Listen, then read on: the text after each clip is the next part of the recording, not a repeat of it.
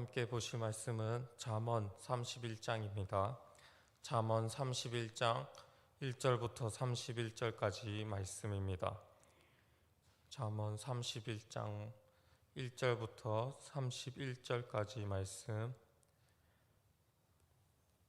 다 찾으셨으면 함께 봉독하도록 하겠습니다. 르무엘의 왕이 말씀한 바 곧 그의 어머니가 그를 훈계한 잠언이라. 내 아들아, 내가 무엇을 말하랴? 내 태에서 난 아들아, 내가 무엇을 말하랴? 서원대로 얻은 아들아, 내가 무엇을 말하랴? 내 힘을 여자들에게 쓰지 말며 왕들을 멸망시키는 일을 행하지 말지어다. 르무엘아, 포도주를 마시는 것이 왕들에게 마땅하지 아니하고 왕들에게 마땅하지 아니하며 독주를 찾는 것이 주권자들에게 마땅하지 않도다. 술을 마시다가 법을 잊어버리고 모든 공고한 자들의 송사를 굽게 할까 두려우니라. 독주는 죽게 된 자에게, 포도주는 마음에 근심하는 자에게 줄지어다. 그는 마시고 자기의 빈궁한 것을 잊어버리겠고 다시 자기의 고통을 기억하지 아니하리라. 너는 말 못하는 자와 모든 고독한 자의 송사를 위하여 입을 열지니라. 너는 입을 열어 공의로 재판하여 공고한 자와 궁핍한 자를 신원할지니라. 누가 현숙한 여인을 찾아 얻겠느냐? 그의 값은 진주보다 더하니라. 그런 자의 남편의 마음은 그를 믿나니 산업이 핍절하지 아니하겠으며, 그런 자는 살아있는 동안에 그의 남편에게 선을 행하고 악을 행하지 아니하느니라. 그는 양털과 삶을 구하며 부지런히 손으로 일하며 상인의 배와 같아서 먼 데서 양식을 가져오며 밤이 새기 전에 일어나서 자기 집안 사람들에게 음식을 나누어 주며 여종들에게 일을 정하여 맡기며 밭을 살펴보고 사며 자기의 손으로 번 것을 가지고 포도원을 일구며 힘있게 허리를 묶으며 자기의 팔을 강하게 하며 자기의 장사가 잘 되는 줄을 깨닫고 밤에 등불을 끄지 아니하며 손으로 손뭉치를 들고 손가락으로 가락을 잡으며 그는 공고한 자에게 손을 펴며 궁핍한 자를 위하여 손을 내밀며 자기 집 사람들은 다 홍색 옷을 입었으므로 눈이 와도 그는 자기 집 사람들을 위하여 염려하지 아니하며 그는 자기를 위하여 아름다운 이불을 지으며 세마포와 자색 옷을 입으며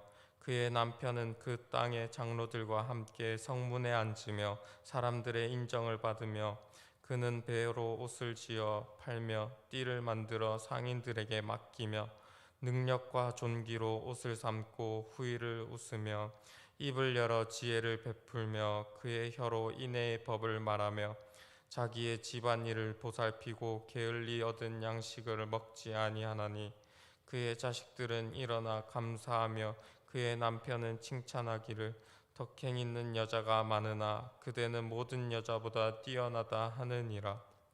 온 것도 거짓되고 아름다운 것도 헛되나 오직 여호와를 경외하는 여자는 칭찬을 받을 것이라.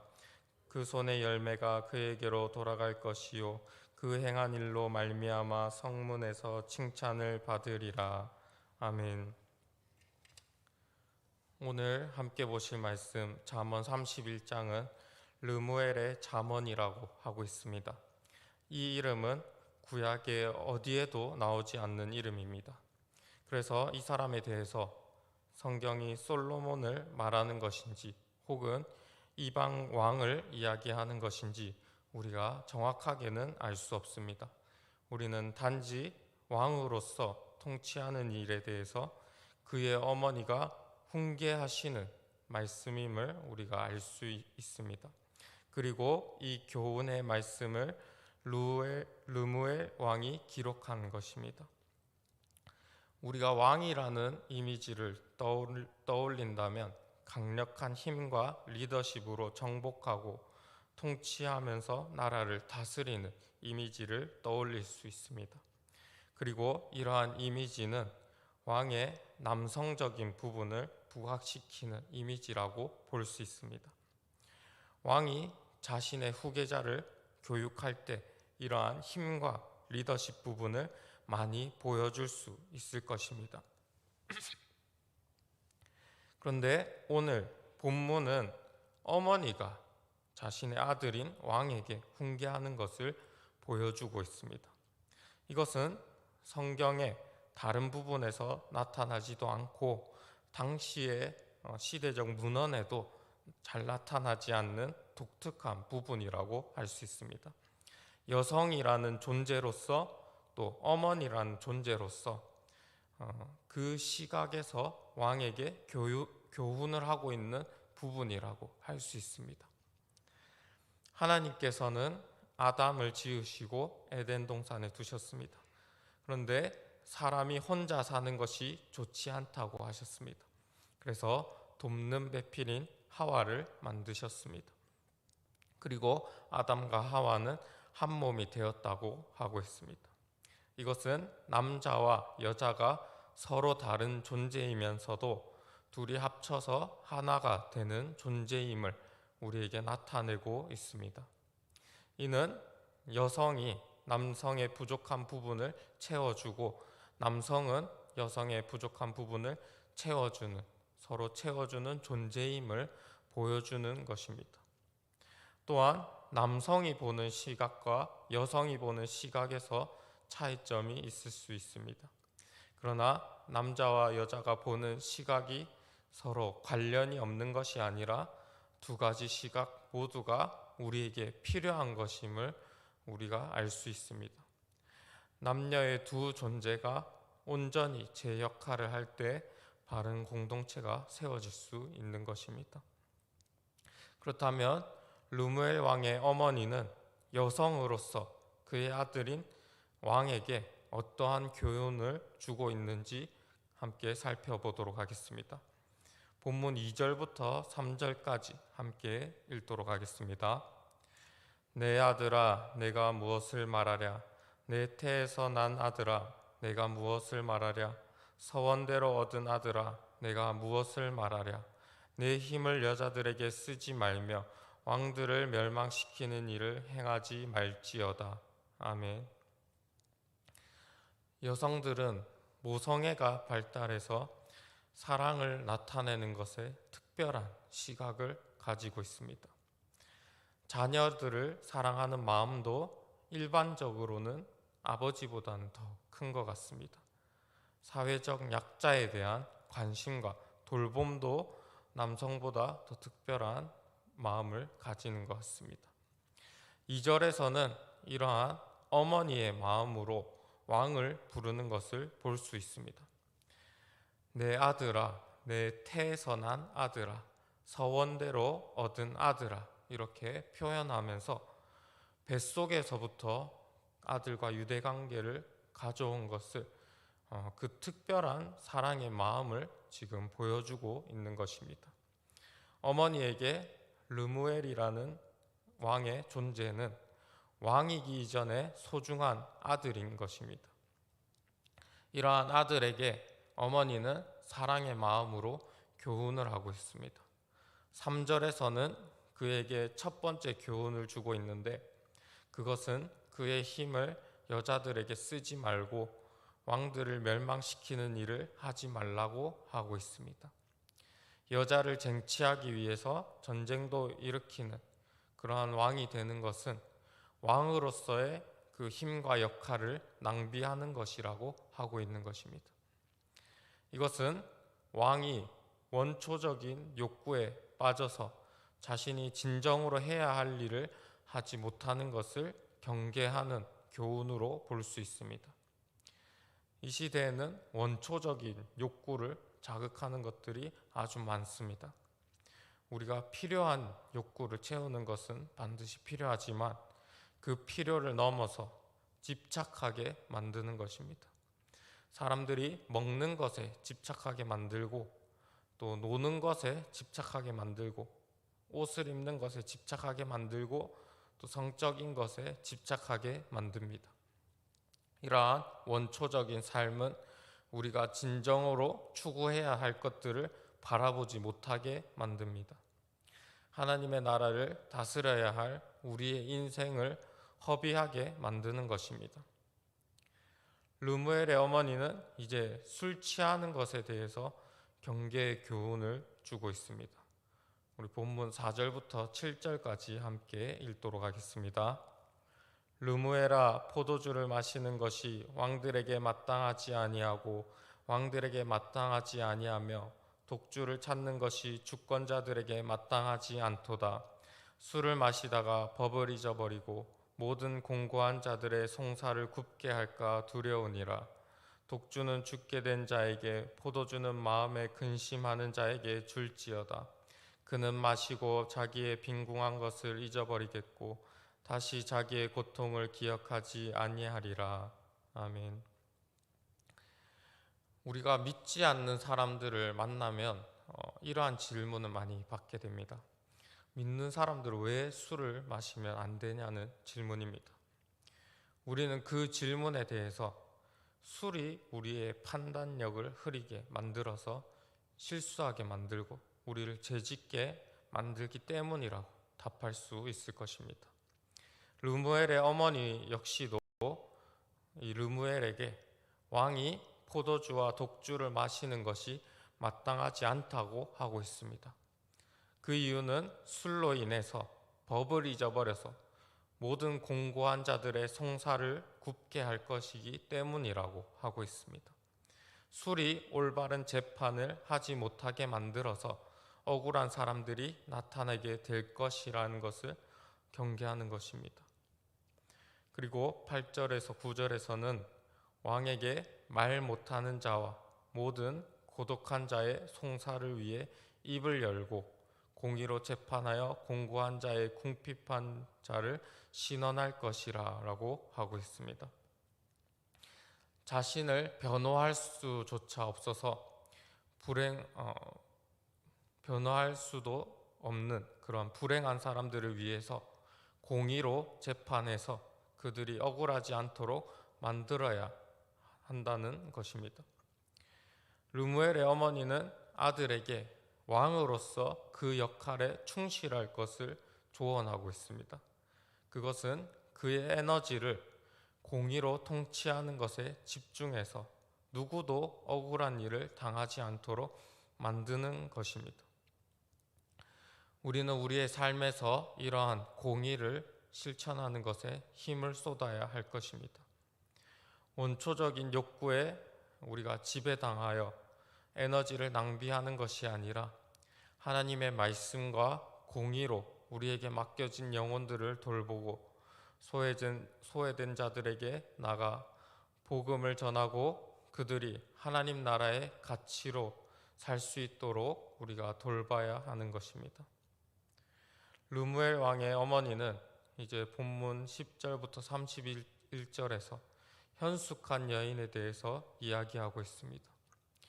현숙한 여인이 어떠한 모습을 가지고 있는지 알려주면서 이러한 여인을 얻는 것이 다른 재물을 얻는 것보다 귀하다는 것을 알려주고 있는 것입니다. 본문 10절을 함께 읽도록 하겠습니다. 누가 현숙한 여인을 찾아 얻겠느냐?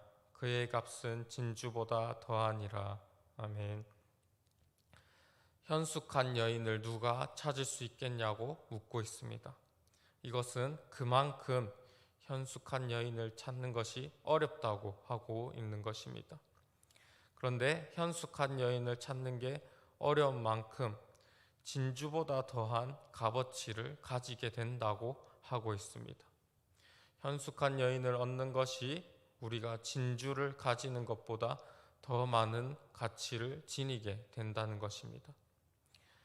현숙한 여인이 진주보다 더 귀한 이유는 그녀가 가정을 잘 돌보고 재산을 잘 관리하고 남편에게 선을 행하기 때문입니다. 본문 13절부터 19절에서는 현숙한 여인이 부지런히 가정을 돌보는 것을 볼 수 있습니다. 우리 13절부터 19절까지 말씀 함께 읽도록 하겠습니다.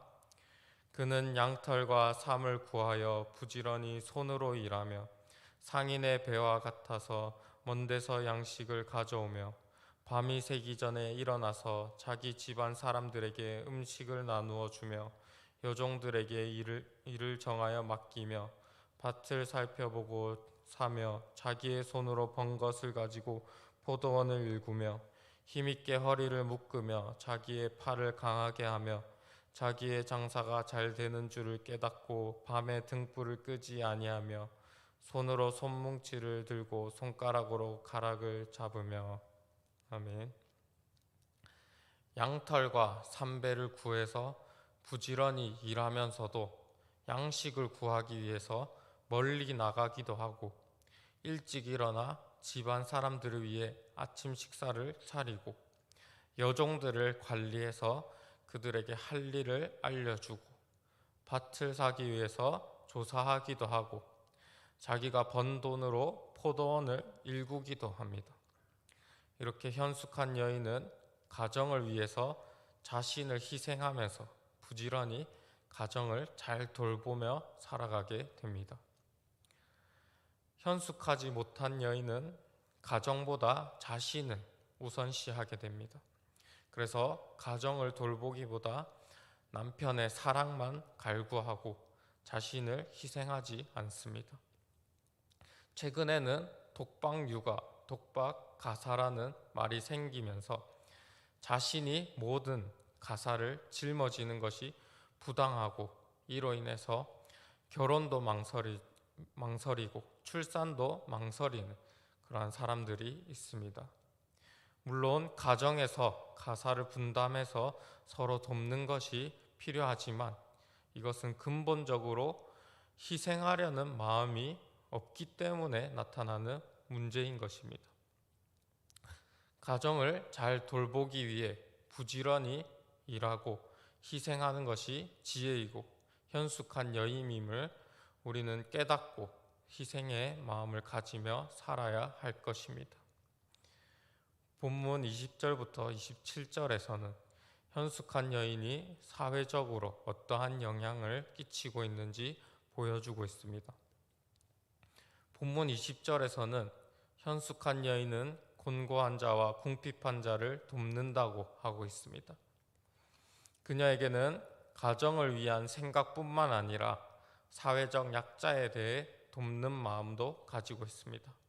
그래서 그들을 보고 손을 내밀어 돕는 것을 우리가 볼 수 있는 것입니다.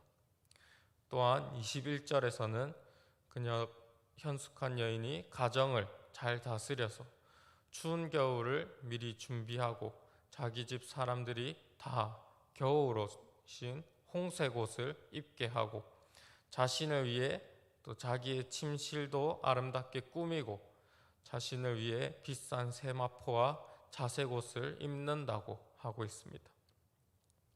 현숙한 여인이 사회적으로 선한 영향력을 끼치는 가운데서도 자신의 역할을 충실히 하는 것을 볼 수 있는 것입니다.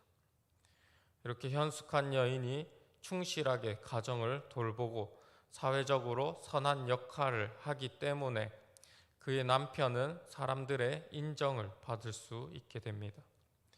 23절에서 그의 남편은 그 땅의 장로들과 함께 성문에 앉아 사람들의 인정을 받는다고 하고 있습니다. 성문에 앉아 있는다는 것은 사람들의 송사를 맡았다는 것을 의미합니다.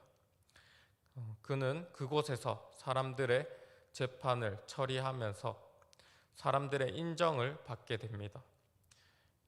이 인정은 오직 그의 능력 때문에 나타나는 것이 아니라 그를 위해서 열심히 희생하는 현숙한 여인의 영향도 있었다는 것을 보여주는 것입니다. 아내가 가정을 잘 돌보고 있기 때문에 남편은 자신의 일에 집중할 수 있고 또한 사회적으로 선한 일을 하는 그 아내의 평판이 좋기 때문에 그의 평판도 같이 좋아질 수 있게 되는 것입니다. 이러한 작용으로 그가 사람들에게 인정받게 되었다고 말하고 있는 것입니다. 현숙한 여인으로 인해 남편은 그의 지위가 세워지게 되고 더욱 인정받게 됩니다. 그러나 현숙하지 못한 여인은 오히려 남편을 깎아내리고 사람들에게 인정받지 못하게 만들 것입니다. 26절부터 27절에서 현숙한 여인은 그 입에서 지혜를 나타내고 이내의 법을 말하며 게을리 얻은 양식을 먹지 아니한다고 하고 있습니다. 가정을 돌보고 남편을 세우는 것이 거짓과 속임수, 권모 술수를 통해서 이루는 것이 아니라 하나님의 지혜와 공의로 세운다고 하고 있는 것입니다. 현숙한 여인은 하나님의 법대로 이 모든 것을 행하게 됩니다. 우리는 속임수나 편법을 쓰는 것이 아니라 정직하게 하나님의 말씀대로 이러한 것들을 세워나가야 할 것입니다. 마지막으로 현숙한 여인에 대해서 가정이 모두 칭찬하는 것을 볼 수 있습니다. 본문 28절부터 31절까지 함께 읽도록 하겠습니다. 그의 자식들은 일어나 감사하며 그의 남편은 칭찬하기를 덕행 있는 여자가 많으나 그대는 모든 여자보다 뛰어나다 하느니라. 고운 것도 거짓되고 아름다운 것도 헛되나 오직 여호와를 경외하는 여자는 칭찬을 받을 것이라. 그 손의 열매가 그에게로 돌아갈 것이요 그 행한 일로 말미암아 성문에서 칭찬을 받으리라. 아멘. 현숙한 여인의 자식과 남편은 그녀에게 감사하며 모든 여자보다 뛰어나다고 칭찬하고 있습니다. 그러면서 외모는 헛되지만 여호와를 경외하는 여자는 칭찬을 받을 것이라고 하고 있습니다. 결국에 그녀가 칭찬을 받을 수 있는 것은 그녀의 외모 때문이 아니라 여호와를 경외하는 마음, 하나님의 말씀대로 가정을 잘 돌보고 세상에 선을 베푸는 그 모습으로 인한 것임을 보여주고 있는 것입니다. 이러한 모습으로 인해 현숙한 여인이 열매를 얻게 되고 칭찬을 받게 될 것이라고 하고 있는 것입니다. 르무엘 왕의 어머니는 이렇게 현숙한 여인을 아들에게 알려주면서 현숙한 여인과 함께하는 것이 왕으로서 통치하는 것에 도움이 될 것이라고 말하고 있는 것입니다. 이렇게 왕의 어머니는 공의로 재판할 것과 현숙한 여인과 함께할 것을 왕에게 훈계하였습니다. 공의로운 통치자가 되어야 하고 현숙한 여인, 지혜로운 여인과 함께할 것을 알려주고 있는 것입니다. 이 두 가지를 사랑하는 아들에게 전해주고자 했던 것입니다. 우리의 삶에는 하나님 나라의 공의가 세워져야 할 것입니다. 공의로 통치하는 나라가 세워져야 할 것입니다.